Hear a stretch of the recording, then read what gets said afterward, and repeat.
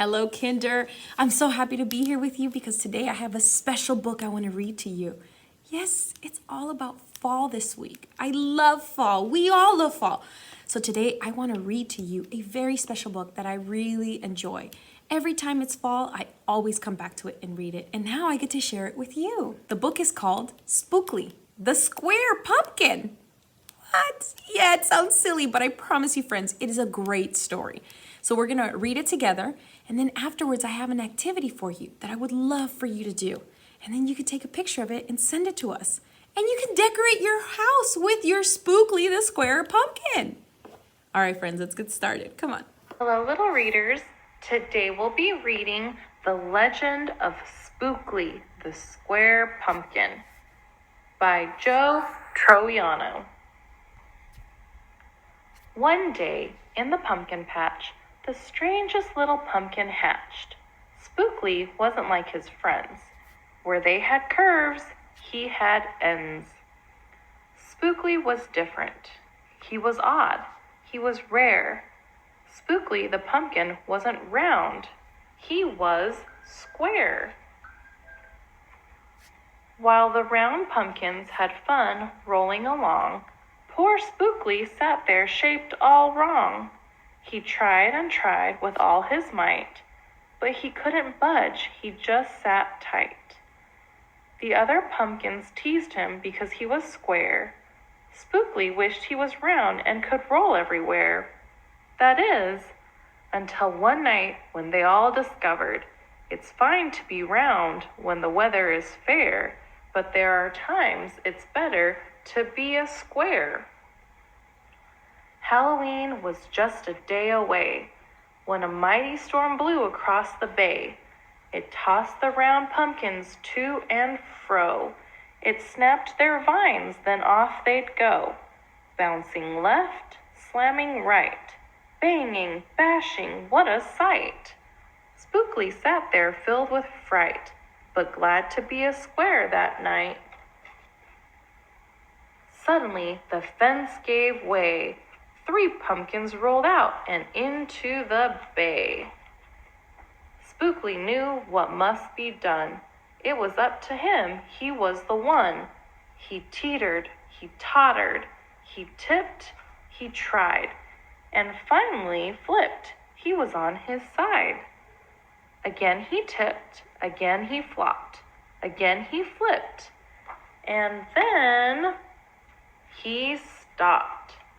Right in the gap where the fence had snapped. He blocked the way, the hole was capped. All the pumpkins shouted, hooray! Spookly the square pumpkin had saved the day. Then a pumpkin hit him with a whack. He thought his shell would start to crack. Then another one hit him with a thump, and another one with a smack. Then one by one, a ton of pumpkins piled on the stack, with a bang and a bash and a crunch and a crash, and then it all went black. At dawn, when the storm had stopped, the farmer came out and checked his crop. He picked his pumpkins up one by one and laid them out in the warm, dry sun. And when the last was moved away, the farmer could see what had saved the day. An odd-shaped pumpkin, short and dense, was wedged against the broken fence. Its shell was bruised, its stem was too, but there was a brave little Spookly sitting straight and strong and true. Right then and there, the farmer knew, of all the seeds he'd ever sown, Spookly's were the most special that had ever grown. And the next year, when it was time to sow, he sowed those seeds in every row. He watered and weeded and watched them grow. And oh, that morning about mid-June, when the pumpkin patch began to bloom, there were tiny pumpkins everywhere, hundreds and hundreds, most of them square. Some were cubes and some rectangular. Some were flat and others triangular. There was a bed of bright red ones and 2 rows of blue. There were polka dot pumpkins and rainbow ones too. There were thousands of colors and hundreds of shapes. Oh, what a garden variety makes! Now every year on Halloween, Spookly's patch is quite a scene. People come from near and far to see what wonders grew that year. They stop, they gawk, they gaze, they stare. Then they pick a pumpkin that's round, triangular, or perfectly square. Now you know the story of how Spookly grew.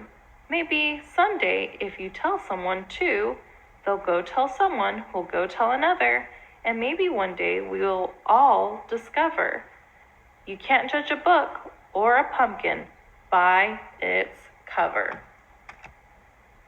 The end.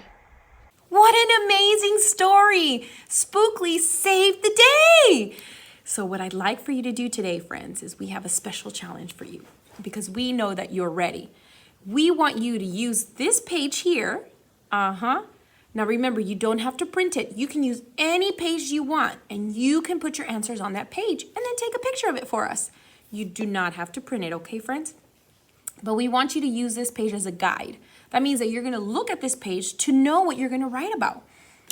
Friends, the first thing that we have on this page is we have boxes. And these boxes are going to tell us a little bit about this story. That's right. So you're going to tell us in the first box at the top. Do you see that first box right there? It says the word characters. So I want you to draw or write the name of all the characters in the book. Now, if you know 1 or 2 characters, that's perfect for us. Great job. You can draw them and color it in and tell us their names. The next box at the bottom says the word setting. And so this word means, where did this story take place? Were they at a school? No. Were they at a stadium? No, not quite. So you're going to tell us where the setting was and you can draw it for us. Or you can write the word. It's up to you. Now the other pages are for those friends who really want a challenge. If you want that challenge, friends, I'm here to give it to you. There's 3 boxes. And one box says beginning. That starts with the B. Beginning. That means you're going to tell me what happened in the first part of the story. What happened at the beginning? And then there's another box that says middle. That starts with an M, the sound, middle. So you're going to tell me here what's going on in the story and what's happening with Spookly. Why is he acting the way he's acting, or why is he feeling the way he's feeling? Sometimes, friends, that's called a problem in the book. And lastly, the last box, friends, says end. E starts with the end. So the end means what happens at the very end of the story. How does that problem get solved? What do they do to have a happy ending? You can draw it or write it down. Friends, I can't wait to hear from you, and I can't wait to see your beautiful drawings and labels. Bye, friends. I hope you enjoyed today's Read Aloud. Bye. We'll see you tomorrow.